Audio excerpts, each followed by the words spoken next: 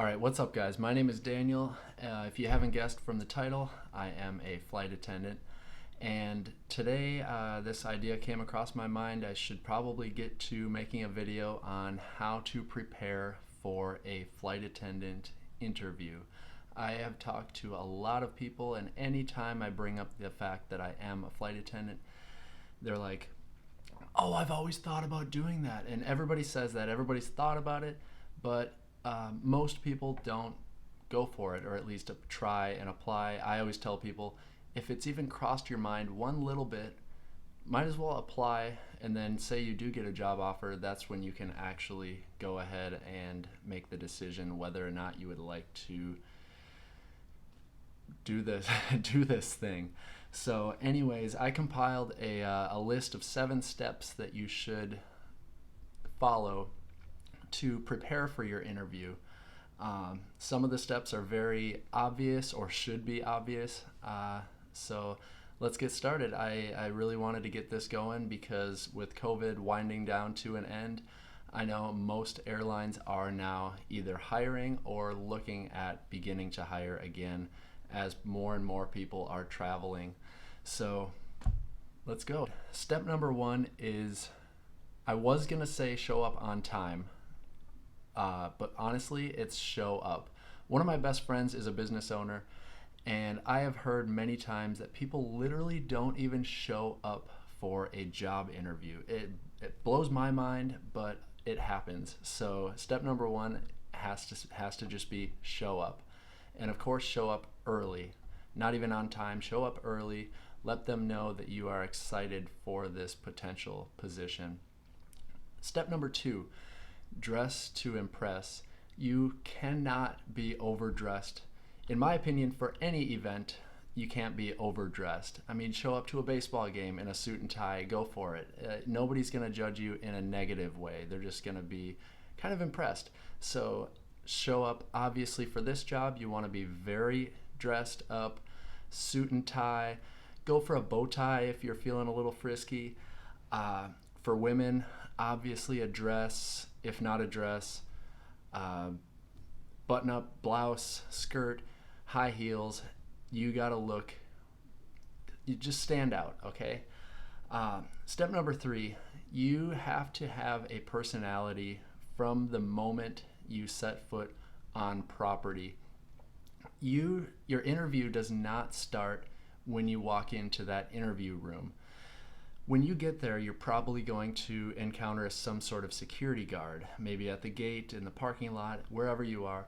You're going to encounter somebody like that. Then you get in the building, you're going to encounter somebody in reception. They all work together. If you have a bad mood, if you give off a weird vibe, they're all going to talk and they're all going to make a decision together. The decision isn't solely made in the interview room itself. You want all these employees in the building to know that you are there and you're personable, not over the top. There's a fine line between being over the top and being just a very friendly, warm person. So let's see, that was step number 3, is have a personality from the moment you set foot on property. Step number 4, confidence, not arrogance. That's what I titled step number 4, because you have to be confident along with any job interview, but you cannot have arrogance. For example, if you have previous airline experience, yes, you can bring it up for a brief moment, but don't act like you're too good for this job or you are already qualified for this job because you already have that experience. You can't do that. In fact, when I was in training, they had to remind many people in my training class, hey, we know you have this experience, leave that at the door. In fact, in training, some people would be like, raise their hand, hey, well, in my airline, they would do it this way. Do not do that. Mention that you have experience. They'll probably like that, but just because you have experience, that does not seal the deal for you to get the job. There's just way too many other applicants in the same boat as you. Step number 5, resume. I'm just kidding. It's resume, resume, resume. You're if you that was a terrible joke. Anyways, if you read it as resume, you should probably have somebody else write your resume.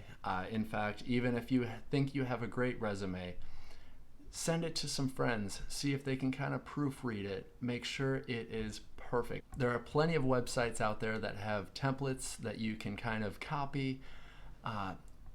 Send it to your, I don't know, you're close with your old school teachers. Send it to whoever. Make sure people can proofread it for you. No matter how smart you think you are, somebody else has a better idea. Detailed history on your resume is huge. If you have any little gaps of employment, say you finished your one job, then you took a few weeks off, or a few months, or a whole year, they need to know exactly what you were doing during that time. Because if they do start to consider you for this job position, there's a lot of background checks that are needed for this position. So if there's anything at all in your background that looks a little fishy, including those gaps of employment, you need to get your story straight for sure. Kind of a side note, I was looking up one very common question is, can you have a DUI and still get the job as a flight attendant, or have a criminal history? And off the FAA's website, Federal Aviation Administration, they say that you can have a DUI as long as it's far enough in the past. It can't be a felony, cannot be a felony DUI, or any felony for that matter. One kind of interesting fact that I found was you can't have any criminal history where that crime involves an aircraft. Kind of obvious, but the way it's worded is kind of funny, and figured I would share that. Anyways, that was step number 5, is your resume. Step number 6 is going to be extras. This would be letters of recommendations, would be a big one. If you already have worked for this company, put in photos of you with your other coworkers. I started out working for my particular airline down in the baggage handling, and I have photos of me down in the cargo hold of the planes, smiling, picking up people's luggage, and it was just kind of a cheesy cliche thing, but it set me apart from other people that just kind of have a boring 1 or 2 letters of recommendations. Speaking of those letters, have them come from multiple angles of your life. Don't just have them come from one particular employer, and you maybe had 3 of your supervisors from that place write letters. Have like one from that place, one from a high school teacher, one from your friend, wherever you have opportunities to ask people for a letter of recommendation. This helps show that you're kind of well-rounded. Step number 7. I'm going to talk a little bit about the most common interview questions for the flight attendant position. First one is, why do you want to become a flight attendant? Now this is huge. You do not want to say what everybody says. Everybody says, I want to be a flight attendant because I want to travel. The interviewer does not care at all, because they hear that every day, all day, and in fact that's not the answer at all that they want to hear. They don't want you to be there just for travel. It's a huge benefit. I've been all over the world, and it's just a wonderful perk to working for an airline. But your interviewer does not care about your travel aspirations at all.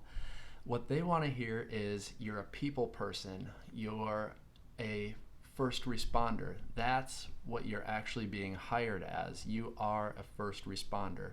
On a good day with no other things going on, yes, you're just there serving people drinks and smiling, and that's it.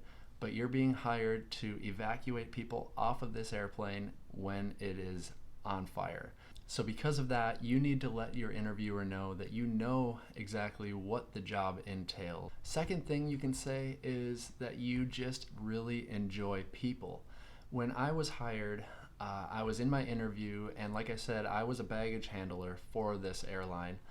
And when I was talking about that I like people, I brought up the fact that I'm down in the cargo hold, I'm doing all this stuff with all these people's luggage, and each piece of luggage has a story. You know, I was being real cheesy. I was like, each piece of luggage belongs to each person, and I just never get to know these people, and I just really want to be able to interact with these people. I know I'm down here helping them, but it's just not direct enough. I really want to be face to face with all these people that I can help on a daily basis. I know it sounds absolutely cheesy, and you're right, it is absolutely cheesy, but it works. It just works. So let's see. That was why do you want to become a flight attendant? Do not say I like to travel. Won't work. Why would you be a good flight attendant? That's kind of another question. This gives you an opportunity to brag about yourself a little bit. Talk about serving people and why you like serving people. Kind of goes hand in hand with the previous question, but that's just kind of a question you want to be prepared for. Another question which would be asked in any job interview would be, have you dealt with a difficult customer, and how have you dealt with it? In my current position, I would say something like never talk down to people. We're in the middle of COVID right now, so we're all wearing these face masks. I hate it, but we're wearing them, and whenever I deal with a passenger that doesn't want to wear it, I don't talk down to them and be like, you need to wear this. I literally get down on their level. I kneel next to them because obviously they're sitting down, and I just tell them quietly, not make a scene. I say, hey, I totally get why you are doing this. If it was my choice, I wouldn't be doing it. I wouldn't be wearing this thing either. However, I like my job. My job says that I need to do it, so I'm doing it. So that's just kind of a long way of saying, don't talk down to people like you're better than them, even if you are. I'm just kidding. So just kind of keep situations like that in mind when you're asked the question, have you ever dealt with a difficult customer in whatever job position? This is a big one, and it actually sets you apart, is the airline's history. Get to know the airline's history. A lot of them have pretty cool histories between merging with other airlines, becoming larger, how exactly they started out. There is a lot of history behind every airline, and if you can, even if you're not asked about their history, if you can kind of casually bring up something that you admire about the CEOs, whatever the CEO did at some point, or how they entered a certain market, how they beat another airline, whatever it is, learn about their history and somehow bring it up, because the interviewer will for sure notice this. The last one that I would like to talk about is, what does customer service mean to you? And you can't just use the term customer service in your answer, and you can't just say it's serving customers. What I would say in a situation like this is going above and beyond, because customer service is just doing what you're expected to do, in my opinion. If you go above and beyond and be memorable to that passenger or customer, they're going to keep coming back, and that's exactly what the airline wants them to do, is keep coming back. So if you mention that you want to stand out to the passengers by going above and beyond, they will really like that answer. So that's about it. That's 7 steps to prepare as best as you can for a job interview as a flight attendant. I would like to thank you for watching. If I didn't mention already, I'm here on an overnight. I'm in New Orleans. Anyways, thank you so much for watching. I will make more videos about being a flight attendant. Ask any questions you have in the comments. I will be sure to answer anything you have. So, until next time, I'll see you later.